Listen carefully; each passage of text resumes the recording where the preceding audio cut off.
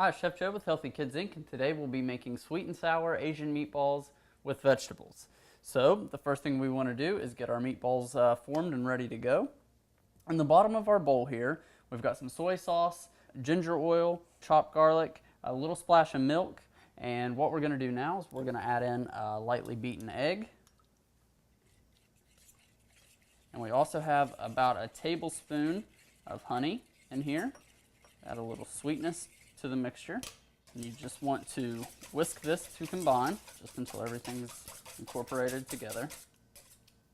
Okay, that looks good. Now we're ready to add our ground turkey. Now some of the other ingredients that we're going to use, a little pinch of salt, a little fresh cracked black pepper. We have some finely chopped carrot and onion. And the reason for finely chopping this is so that it really incorporates well into your meatball. You don't have too big of pieces in there. We have some chopped cilantro, a little bit of chopped parsley, ground or fresh, but we're using a little bit of ground ginger. Those Asian flavors going. We have some finely chopped shiitake mushroom, but you can use really any type that your family likes. And feel free to add other veggies into this mix as well. We've also got some panko breadcrumbs to act as a binder. Now, the best way to really get in there and mix all of this up is by hand. So if you've got clean hands, you're good to go right in. You'll also take note that I have a dish of water here, and that's going to help to keep things from sticking to my hands.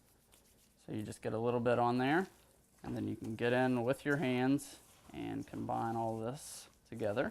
And you may see that you may need more of your dry, or if it's too dry, you can always add a little bit of your liquid ingredients in to moisten it back up.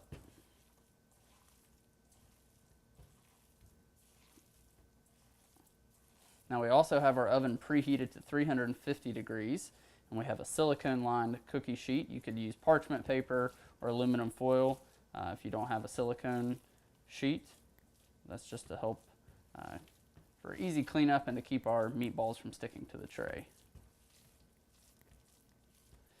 Now what we're really looking for is for this mixture to do exactly what it's doing right now and hugging up on itself. We've got everything nice and combined. So we can begin to form our meatballs. And if we find that this does feel a little bit wet, we'll do a test and see if we can get our meatballs to form. And if they hold together well, then you won't need to dry them back out with any more additional breadcrumbs or anything like that. So I'm using my hand, but about the size of a small to medium cookie scoop is going to work well here. You can use that for portion control if you need to. Does about the same thing.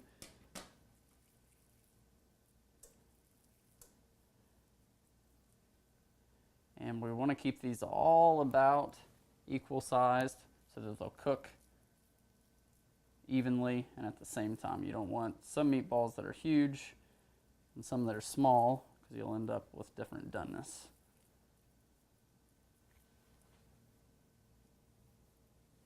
It's okay if they're not perfectly the same size, but just make sure that you're generally in the same ballpark. All right, so we've got all of our meatballs formed and out on our silicone-lined tray. Our oven's preheated at 350 degrees. We're going to pop these in for anywhere between 15 and 20 minutes, and then we'll give them a check and make sure they're cooked through. We'll do that, and we'll be back in just a minute to start working on our sauce. All right, so we're gonna get our sauce going. I've already got everything in the pan here. We're gonna bring this to a boil while our meatballs are cooking in the oven, and then we can do it in batches. And what we'll do is we can spoon a ladle full of sauce over our meatballs in a skillet to kind of brown them real quick with our vegetables. That way everything kind of comes together. Or you could even drop your meatballs just into the hot sauce here on the stovetop and cook them that way. Drop your vegetables in, so in a large skillet, or you can do it the same way that we're doing it. Either way works fine, whatever's more convenient for you. So I need to give all of this a good stir, and this is really where the sweet and sour part comes in, using a variety of ingredients. We've got everything from pineapple juice, ketchup, some soy sauce, a little ground ginger, some hoisin sauce, some apple cider vinegar, some brown sugar, some cornstarch that we've diluted with some of the liquid in here. You don't want to just add the straight cornstarch to this. And we want to give it all a nice stir, and we're going to season it with a little bit of salt and pepper. You don't need much salt because you already have some salt in the soy sauce, so just a little bit.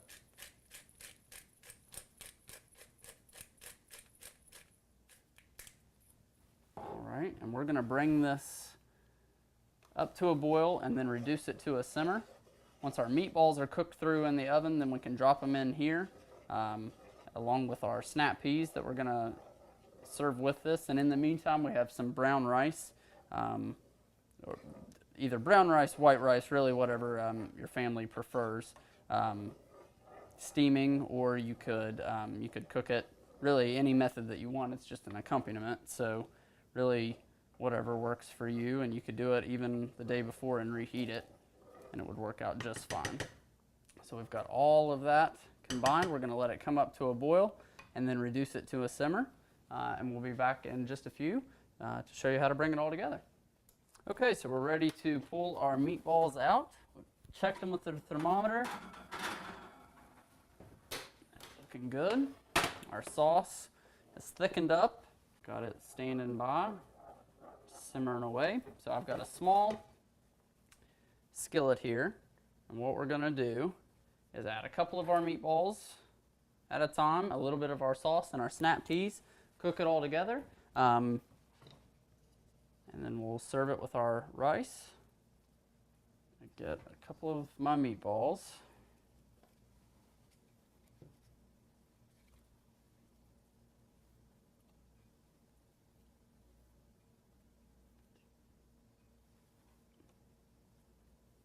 Okay, so we've got a few of our meatballs.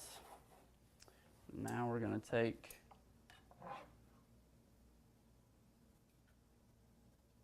some of our sauce.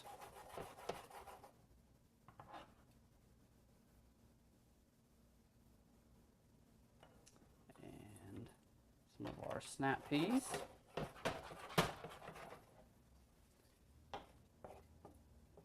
And what we're really going to do is just kind of heat these up until everything kind of comes together. Because your meatballs are already cooked. And you want to leave some crunch on your peas. You can see our sauce is hugging our vegetables and our meatballs.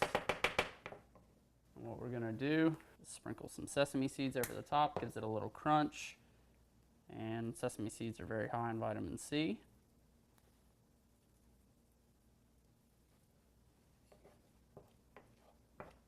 All right.